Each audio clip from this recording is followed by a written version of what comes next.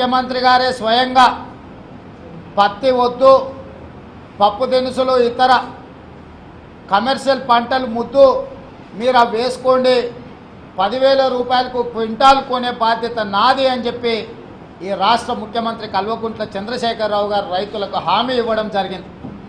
వారి మాటలు నమ్మి పత్తి రైతులందరూ చాలా వరకు కందులు, మిర్చి, పసుపు ఏవైతే పంటలు పండించిండ్రో, కందులు పోయిన సంవత్సరం 12,000కు అమ్ముడు పోతే మిర్చి పోయిన సంవత్సరం కనీసం 10,000 పైన ధర పలుకుతే, పసుపు కూడా దాదాపుగా 10,000 పైన ధర పలుకుతే, ఈ సంవత్సరం కందులు 4,000కు పడిపోయింది, మిర్చి 3,000కు పడిపోయింది, పసుపు 2,500-3,000కు పడిపోయింది.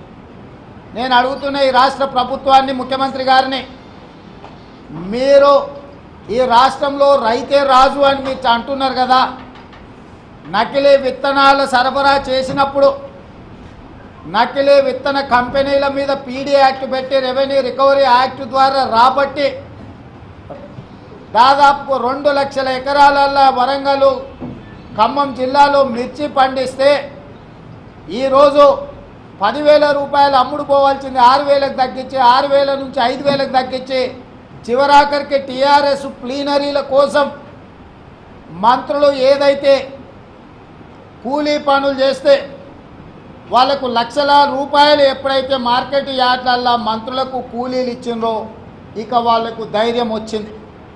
మార్కెటింగ్ శాఖ మంత్రి హరీష్ రావు గారు స్వయంగా వెళ్ళి మార్కెట్ యార్డులో ఒక బస్తా మోస్తే 6 లక్షల రూపాయలు కూలీ ఇచ్చిన తర్వాత టీఆర్ఎస్ నాయకులు మార్కెట్ యార్డులలో వ్యాపారాలు చేసుకునే వ్యాపారస్తుల దగ్గర కూలీగా నటించినందుకు, లక్షలలో ముడుపులు చెల్లించినందుకు ఈ వ్యాపారస్తులకు అందరూ కూడా ఈ మంత్రులంతా మా దగ్గర కూలోళ్ళే, మేమిచ్చే చిల్లరకు కక్కుర్తి పడే వాళ్ళే, చిల్లర కొడితే నోరు మూసుకొని ఉంటారు కాబట్టి, ఉండాలి కాబట్టి టీఆర్ఎస్ ప్లీనరీ ఖమ్మం జిల్లా రైతాంగం కొంప ముంచింది. ఒక కుట్రదారుడు, ఒక దోపిడీదారుడు, లేకపోతే ఒక దొంగను, లంగను చేయాల్సిన ఆలోచనలు ఈ రాష్ట్ర ప్రభుత్వం చేస్తుంది. ఇంత నీచమైన ప్రభుత్వం అధికారంలో ఉండడం అంటే ఇది నిజంగా ప్రజలకు శని దాపురించినట్టే.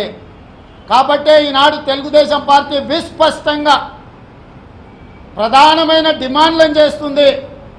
తక్షణమే బేషరతుగా తుమ్మల నాగేశ్వరరావు గారు ఏ సవాలైతే విసిరినరో వాళ్ళు రైతులైతే వాళ్ళ కాళ్ళకు దండం పెడతా అన్నాడు కదా, మీ విచక్షణకు వదిలేస్తున్నాం. మీరు రైతుల కాళ్ళు పట్టుకుంటారా, కడుపుల తలకాయ పెడతారా, మీ మాటకు మీరు కట్టుబడి ఉంటారా లేదా మీరు నిర్ణయం తీసుకోండి. కానీ తక్షణమే ఈ పేద రైతుల మీద పెట్టిన కేసులు బేషరతుగా ఉపసంహరించుకోండి. జైళ్లలో మగ్గిపోతున్న కుటుంబంలో తల్లిదండ్రులు పిల్లలను చూడక కుటుంబాలను ఎడబాసేటట్టు చేసి ఏడిపిస్తున్న రాష్ట్ర ప్రభుత్వం ఆ రైతులకు క్షమాపణ చెప్పి తక్షణమే ఆ కేసులు ఉపసంహరించి వాళ్ళను జైళ్ళ నుంచి విడుదల చేయాల్సిందిగా తెలుగుదేశం పార్టీ డిమాండ్ చేస్తుంది.